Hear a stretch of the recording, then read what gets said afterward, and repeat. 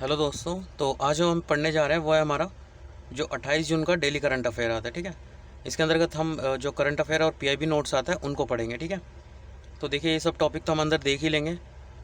उसके अलावा देखिए पहला टॉपिक क्या है। तो पहला टॉपिक आप जैसे देख ही रहे होंगे, सोशल से है, यूनिट देख लीजिएगा। तो भारतीय स्मार्ट सिटी पुरस्कार 2020। ठीक है, तो ये अभी जो है जारी किया गया, तो संदर्भ में इसके देख लेते हैं।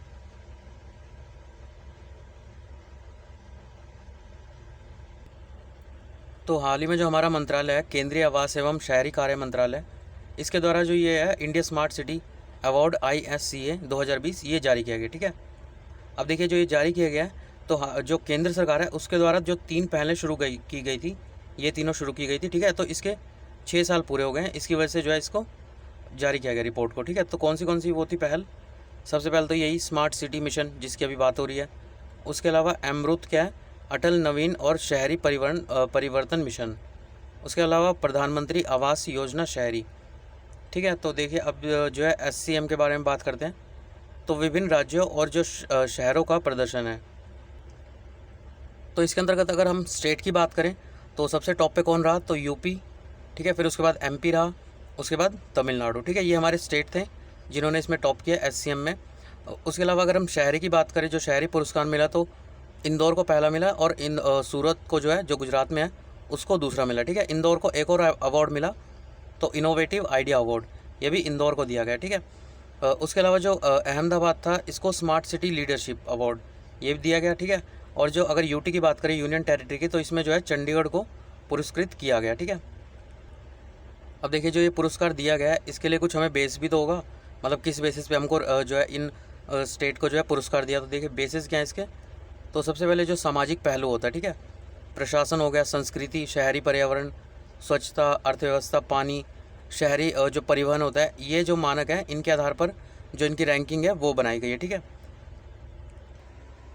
उसके अलावा देखिए जो हमारा कोविड-19 है इसको मैनेजमेंट करने के लिए क्या किया गया, जो ICCC थी, इसके तहत जो ये संधारणीय व्यापार मॉडल और जो नवाचार है ना, कोविड में जो भी नवाचार हुए हैं, इन दोनों को भी जो है पुरस्कार देने के लिए सम्मिलित किया गया। ठीक है, तो देखिए ICC क्या है, ICCC तो integrated command and control centre. ठीक है, उसके अलावा देखिए जो स्मार्ट सिटी मिशन है, तो उसके बारे में भी आपने पढ़ा होगा, जो कि 2015 में शुरू की गई थी, जिसका पर्पज़ क्या था, तो शहरी कार्यों को एकीकृत करना। ठीक है, दुर्लभ संसाधनों का अधिक कुशलता से जो है उपयोग करना, और जो नागरिक है उनके जीवन की गुणवत्ता में सुधार करना, ये हमारा स्मार्ट सिटी जो मिशन है उसका पर्पज़ था। ठीक है, उद्देश्य था, और ये देखिए केंद्र प्रायोजित योजना है। ठीक है, याद रखिएगा स्मार्ट सिटी मिशन क्या है, प्योरली केंद्र 100% जो है केंद्र के द्वारा जो है इसमें पैसा लगाया जाता है। ठीक है, उसके अलावा स्मार्ट सिटी में जो है 4 स्तंभ की जो है परिकल्पना की गई।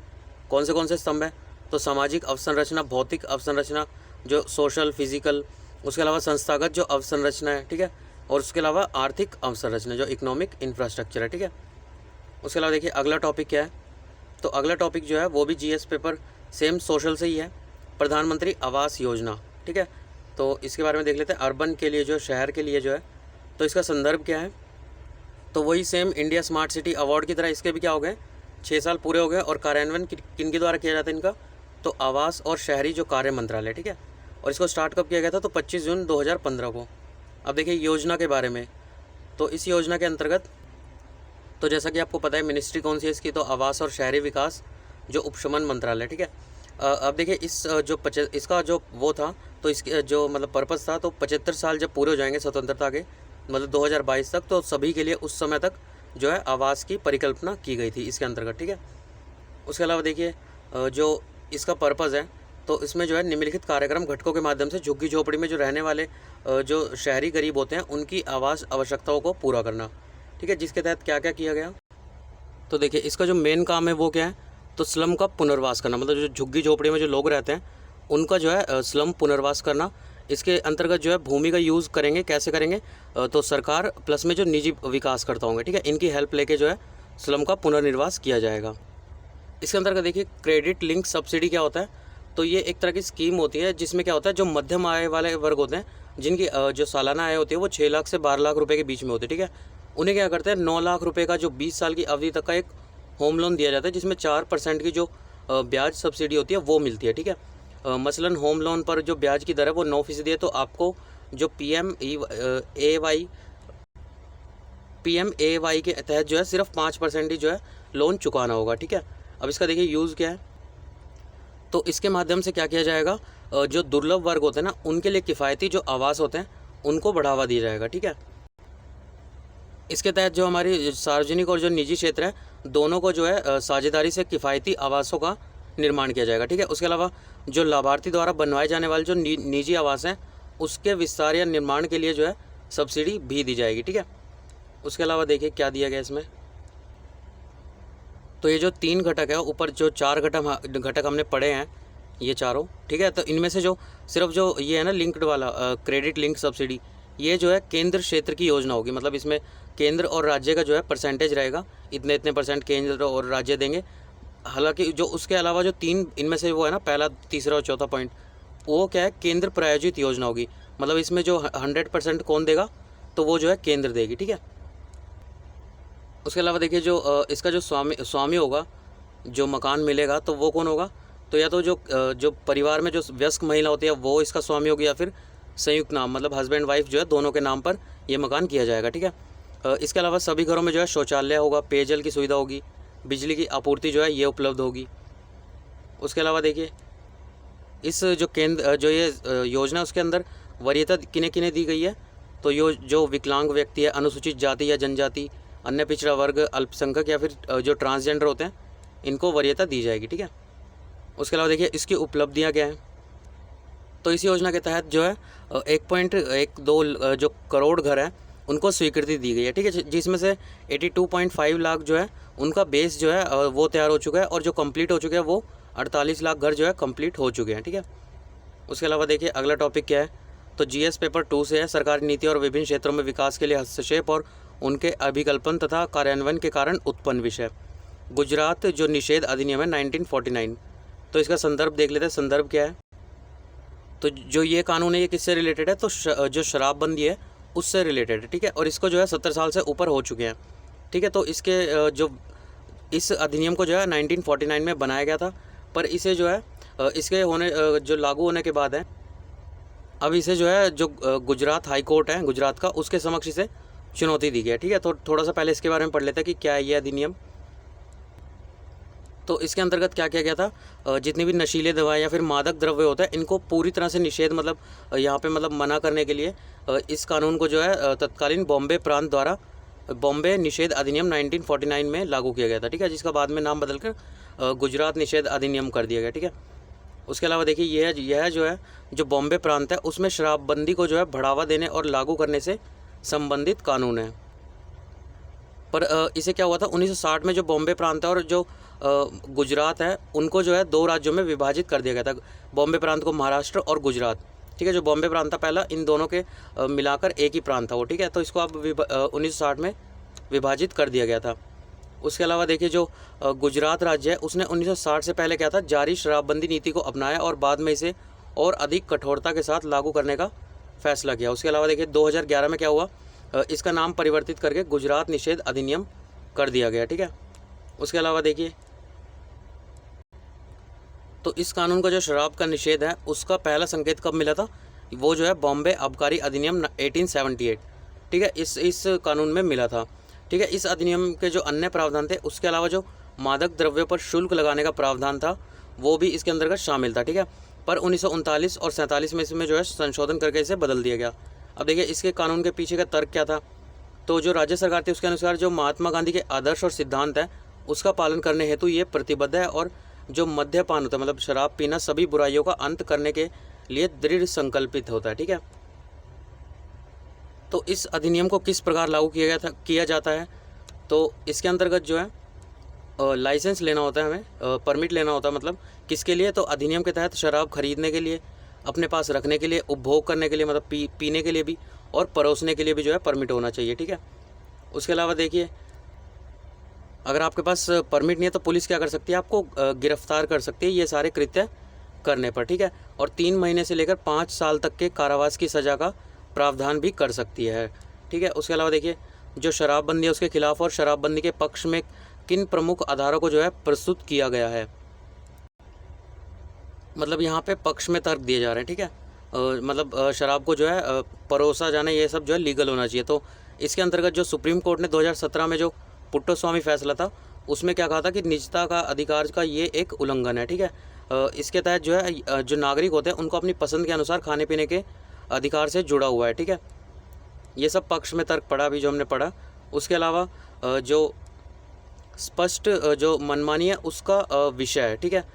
इस कानून में मतलब स्पष्ट मनमानी का, किसी को आप पीने से शराब पीने से रोक रहे हो, है ना, तो इस कानून में जो है राज्य के बाहर से आने वाले पर्यटकों को जो स्वास्थ्य परमिट और जो अस्थायी परमिट दिए जाने का प्रावधान है, ठीक है। मतलब ये परमिट लेके वो जो है शराब का सेवन कर सकते हैं, ठीक है। उसके अलावा दायर की गई जो याचिका है उसके अनुसार क्या कहा गया है कि इस तरह के राज्य द्वारा बनाए गए वर्गों में शराब पीने वालों और नहीं पीने वालों के मध्य को कोई स्पष्ट अंतर नहीं है। मतलब जो पी रहा है और नहीं पी रहा है उनके बीच में कोई स्पष्ट अंतर नहीं है, और संविधान के अनुच्छेद 14 के तहत समानता के अधिकार का ये उल्लंघन भी है, ठीक है। उसके अलावा देखिए अगला टॉपिक क्या है, तो ये भी जीएस पेपर 2 से यूनिट आप देख ही रहे हैं, अफ्रीकन जो स्वाइन फीवर है, ठीक है। तो इसके बारे में देखते हैं क्या दिया गया है। तो हाल ही में क्या है, जो मिजोरम के 4 जिले हैं, ठीक है, उनमें जो ASF है, अफ्रीकन स्वाइन फीवर है, उसका उसे केंद्र घोषित किया है। इसका अगर पहला मामला देखें तो दिसंबर 2020 में जो है जो मणिपुर था उसमें दर्ज किया गया था, ठीक है। तब से इस मामले से संबंधित कोई बीमारी से संबंधित कोई भी मामला सामने नहीं आया था, ठीक है। तो ये होता किससे, तो मतलब राज्य के पशु चिकित्सक विभाग के अधिकारियों ने क्या कहा कि सूरों के अवैध आयात से राज्य में संक्रमण फैलने का संदेह व्यक्त किया है। मतलब जो मणिपुर में हुआ था उसके रेस्पेक्ट में कहा था, ठीक है। अब देखिए इसके बारे में जो है थोड़ा सा देख लेते हैं ASF के बारे में क्या है ये।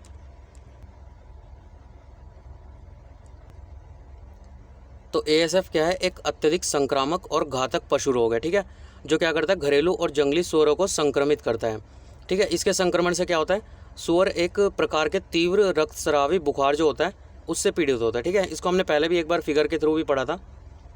तो उसके अलावा इसे पहली बार जो है 1920 के दशक में अफ्रीका में देखा गया था। इस रोग में जो मृत्यु दर है वो 100% के करीब होती है। मतलब अगर किसी को हो गया तो मतलब वो मरेगा ही मरेगा, ठीक है। उसके अलावा इस बुखार का कोई इलाज नहीं होता है। इसके लिए अभी तक जो है कोई मान्यता प्राप्त टीका नहीं खोजा गया है। इसी वजह से जो संक्रमण है उसको फैलने से रोकने के लिए संक्रमित जानवर को मार दिया जाता है, ठीक है। मतलब सूअरों में जो है ये पिग से पिग में ही ट्रांसफ़र होता है, ठीक है। अब देखिए अगला टॉपिक भी GS पेपर 2 से है, यूनिट आप देख सकते हैं। ये देखिए ये फिगर हमने पहले भी सेम पढ़ा था। इसे जो मैं PDF सेंड कर रहा हूँ उसमें आप थोड़ा सा जूम करके पढ़ लीजिएगा, ठीक है। तो देखिए परमाणु स्थलों की जो तस्वीरें हैं वो IAEA के साथ साझा नहीं की जाएगी, ईरान। तो देखिए हाल ही में ईरान ने क्या कहा है, मतलब वहाँ की संसद ने क्या कहा है कि जो IAEA है उसके साथ जो है निगरानी समझौता अब ख़त्म हो गया, ठीक है। इसके बारे में कल हमने जो वो पढ़ा था IR पढ़ा था उसमें डिटेल में पढ़ा था, ठीक है। मतलब जो मंथली पढ़ते हैं ना अप्रैल की, उसमें डिटेल में पढ़ा था।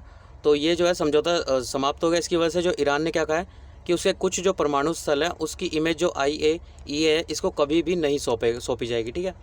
अब देखिए इसकी पृष्ठभूमि क्या है। तो देखिए फरवरी में क्या हुआ था, जो IAEA है उसके और तेहरान के मध्य एक 3 महीने के निगरानी समझौते पर हस्ताक्षर किए गए थे, ठीक है। पर 24 महीने को इसको 1 महीने के लिए और बढ़ा दिया गया। अब देखिए इसके संदर्भ में चिंताएँ क्या हैं। तो इस घोषणा से क्या हो सकता है, जो 2015 का ईरान परमाणु समझौता है उसको पुनर्जीवित करने में जो है और भी जटिलता आ सकती है, ठीक है। उसके अलावा देखिए 2018 में जो अमेरिका था उसने भी एग्जिट कर दिया था इससे, जो ये था ईरान परमाणु समझौता। उसके बाद जो है प्रतिबंधों को दोबारा से ईरान पर लगाया गया था। पर ईरान ने जो है विश्व शक्तियों के साथ 2015 का ये समझौता था इसकी शर्तों को धीरे धीरे तोड़ना शुरू किया था, ठीक है। इसके बारे में डिटेल में अगर आपको देखना है तो कल वाली जो IR है उसमें डायरेक्ट दे रखा है। तो उसमें सब कुछ बताया गया कि कितने kg जो है ईरान वो क्या बोलता है स्टोर कर सकता है। हमारा जो परमाणु होता है उसको U-235 जो है कितने % पे जो परमाणु हथियार है वो बन जाता है, ठीक है। अब देखिए IAEA के बारे में देख लेते हैं थोड़ा। तो ये जो है अंतर्राष्ट्रीय परमाणु ऊर्जा एजेंसी है जिसकी स्थापना कब हुई थी 1957 में, जो यूनाइटेड नेशन संघ भीतर जो वैश्विक शांति के लिए परमाणु जो एटम फॉर पीस इसके रूप में की गई थी, ठीक है। यह अंतर्राष्ट्रीय स्वायत्ता संगठन है। उसके अलावा ये जो है जो UN जनरल असेंबली तथा जो सुरक्षा परिषद सिक्योरिटी काउंसिल है उन दोनों को रिपोर्ट करती है ये, ठीक है। जो UN की जो महासभा और जो सुरक्षा परिषद है इनको रिपोर्ट करते हैं, ठीक है। इसका मुख्यालय कहाँ पे है, तो वियना ऑस्ट्रिया में, ठीक है। अब देखिए इसका प्रमुख कार्य क्या है। तो ये जो है अपने जो सदस्य देश और उनके जो भागीदार हैं उनके साथ मिलकर क्या करती है, जो परमाणु प्रौद्योगिकी है उसका सुरक्षित, सुदृढ़ और शांतिपूर्ण यूज़ करने को लिए बढ़ावा देती है। ठीक है, उसके अलावा इसका पर्पज़ जो है वो परमाणु ऊर्जा के शांतिपूर्ण उपयोग को बढ़ावा देना, परमाणु हथियारों सहित किसी भी जो सैन्य उद्देश्य है उसके उपयोग को रोकना है। ठीक है, जैसे कि परमाणु जो ईरान के अंदर बैन लगाया गया परमाणु जो वो है U-35 जो है 3.67% तक का जो है सिर्फ जो वो बना सकते हैं यूरेनियम। ठीक है, उसके अलावा IAEA द्वारा चलाए जा रहे जो कार्यक्रम है, तो सबसे पहले पैक्ट जो है programme of action for cancer therapy, मानव स्वास्थ्य कार्यक्रम, जन उपलब्धता संवर्धन परियोजना, नवोन्मेषी जो परमाणु रिएक्टर और ईंधन चक्र है उस पर अंतर्राष्ट्रीय परियोजना 2000। ठीक है, उसके अलावा देखिए वर्ष 2015 का परमाणु समझौता जो है, देखिए ये यहाँ पे पढ़ने का कोई वो नहीं है, आप जो है इससे जो ऊपर ही आपको मतलब इसके नीचे ही दिख रहा होगा आपको, उस पर पॉलिटी प्लस IR लिखा है। ठीक है, 2 घंटे का वीडियो है, उसमें आप लास्ट का ही टॉपिक है सबसे, तो वहाँ पे आप जाएंगे ना तो लास्ट के 10 या 15 मिनट के लिए जो ये वाला टॉपिक है पूरा फिगर के साथ अच्छे से समझा रखा है। ठीक है, तो वहाँ पे जाके आप एक बार इसको देख लेंगे तो आपको क्लियर हो जाएगा क्या मतलब JCPOA ये क्या होता है। ठीक है, P5+1 देश कौन से हैं। ठीक है, तो ये सब जो है उसमें जाके आप देख लीजिएगा, अगर आपने देख लिया तो ये सब वही है। ठीक है, उसके अलावा देखिए अगला टॉपिक क्या है, GS पेपर 3 से समावेशी विकास तथा इससे उत्पन्न विषय है। तो कारोबार और ऋण हेतु उच्च सीमा से जो छोटी और मझोली कंपनियां हैं उनको लाभ, तो इसके बारे में देख लेते हैं। तो जो हमारा कॉरपोरेट कार्य मंत्रालय है उसके द्वारा जो small and medium size companies होती हैं उसके कारोबार और जो ऋण सीमा है उसका विस्तार किया गया। ठीक है, अब इसके लिए जो नवीनतम परिवर्तन हुआ है उसके बारे में देख लेते हैं। तो जो कॉरपोरेट कार्य मंत्रालय है उसने जो SMC है उसके कारोबार की सीमा कितनी कर दी है, 50 करोड़ से 250 करोड़, और ऋण की सीमा कितनी कर दी है, 10 करोड़ से 50 करोड़ तक कर दी है। उसके अलावा जो छोटी कंपनी है उनकी जो फाइलिंग की जटिलता होती है, ठीक है, फाइल सबमिट वगैरह कराने में जो जटिलता होती है उसके लिए जो SMC का जो कंपनी नियम है 2021 उसके तहत काफ़ी सारी छूट जो है वो प्रदान की गई है। ठीक है, अब देखिए इसमें अपवाद क्या है, तो कुछ कंपनियों को जो SMC है उसके रूप में दर्ज नहीं किया गया। कौन सी कंपनियां, बैंकों को, मौद्रिक जो प्रतिष्ठान होते हैं, ठीक है, बीमा कंपनी होती है, उसके अलावा जो सूचित फर्में होती हैं इनको SMC के रूप में दर्ज नहीं किया गया।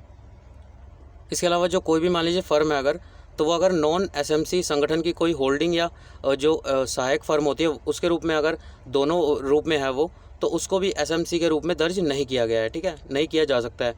तो इस निर्णय का अगर महत्व देखें तो महत्व क्या है, तो इससे सिंपल क्या होगा, जो SMC है उसके परिभाषा में आने वाली जितनी भी फर्म है उनको व्यापार करने में इससे सुगमता होगी। ठीक है, उसके अलावा जो SMC है उसके लिए उपलब्ध छूट अगर हम देखें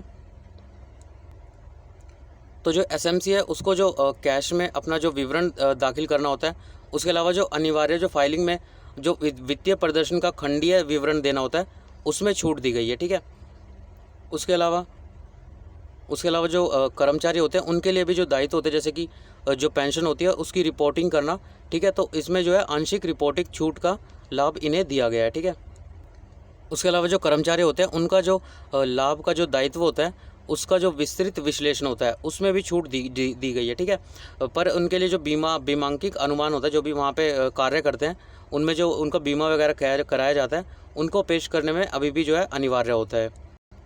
उसके अलावा जो SMC जो कंपनी है वो अपनी जो बैलेंस शीट होती है, ठीक है, किसी भी कंपनी की एक बैलेंस शीट होती है जिसमें उसमें जो उसके ऊपर पैसा बकाया वो सब होता है, तो ऐसी परिसंपत्तियों में जो लगी अनुमानित कीमत है उसके बारे में जानकारी देने की अनुमति है। ठीक है, उसके अलावा जो परिसंपत्तियों में लगी कीमत है उसका निर्धारण करने हेतु वर्तमान कीमत तकनीकों का उपयोग करना आवश्यक नहीं है। ठीक है,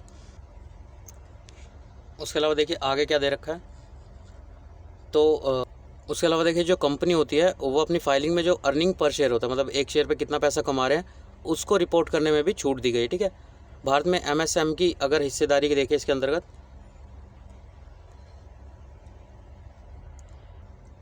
तो MSME ने क्या है हमेशा एक महत्वपूर्ण भूमिका जो है निभाई है, जो भारत है उसमें एक अर्थव्यवस्था में एक महत्वपूर्ण भूमिका निभाई है।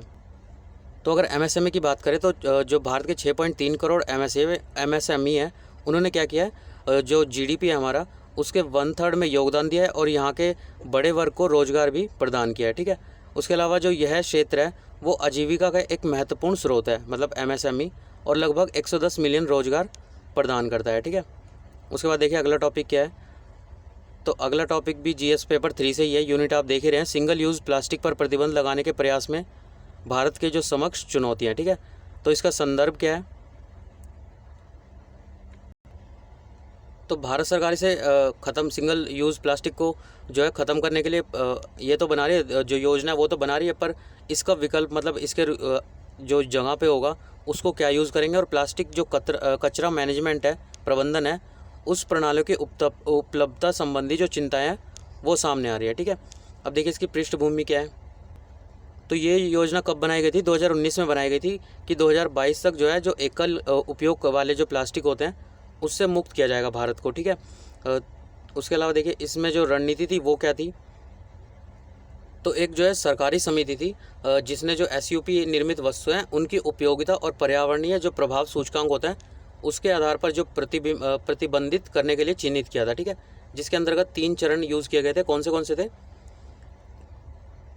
तो इसके अंतर्गत पहले चरण में किसको हटाया जाना था? तो गुब्बारे, झंडे, कैंडी, आइसक्रीम और जो ईयरबड्स होते हैं उसमें प्रयुक्त होने वाले प्लास्टिक की जो डंडियाँ होती है तथा सजावट में प्रयुक्त होने वाले थर्मोकोल, इनको जो है हटाया जाना था।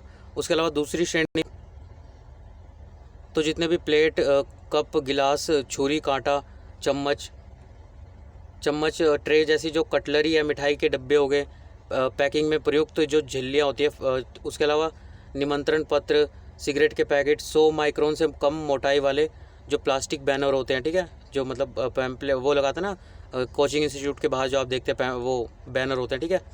उसके अलावा इस श्रेणी की वस्तुओं को 1 जुलाई 2022 से जो है प्रतिबंधित करने का प्रस्ताव किया गया था, ठीक है, जो कि अब आने ही वाला है 2-3 दिनों में। सॉरी, अभी नहीं, नेक्स्ट ईयर आएगा, तो अभी तो 21 का आएगा। उसके अलावा देखिए थर्ड फेज़ में क्या करना था। तो सिंगल यूज़ प्लास्टिक की जो तीसरी श्रेणी है उसमें 240 माइक्रोन से जो कम मोटाई के गैर बुनाई धार जो थैलियाँ होती हैं उनको शामिल किया गया था, ठीक है, जो कि मेजर उसमें आ जाते हैं। थर्ड जो है इसे जो है अगले साल सितंबर से शुरू करने का प्रस्ताव है। आगे आने वाली जो चुनौतियाँ हैं तो संपूर्ण भारत में क्या है, प्रतिदिन अगर हम देखें तो 26,000 जो है प्लास्टिक कचरा उत्पन्न होता है, जिसमें से क्या होता है 10,000 टन से अधिक जो है कचरे को एकत्र नहीं किया जाता है, ठीक है। इसे देखते हुए जो सिंगल यूज़ प्लास्टिक है उसको प्रतिबंधित करना कोई आसान काम नहीं होगा, ठीक है। काफ़ी जो बड़ी मात्रा में प्लास्टिक को जो है नदियों, महासागरों, अपशिष्ट जो भरावर क्षेत्र होते हैं उसमें फेंक दिया जाता है, ठीक है। जैसे कि आप दिल्ली में देखेंगे तो बाईपास पे आपको दिखेगा जिसके ऊपर आप जो नकली घास होती है वो लगा के उसे कवर कर दिया गया, ठीक है। अब इसकी आवश्यकता क्यों है? तो सरकार के लिए जो है इससे निपटने हेतु पहले जो आर्थिक और पर्यावरणीय लागत लाभ है उसका संपूर्ण विश्लेषण करना होगा।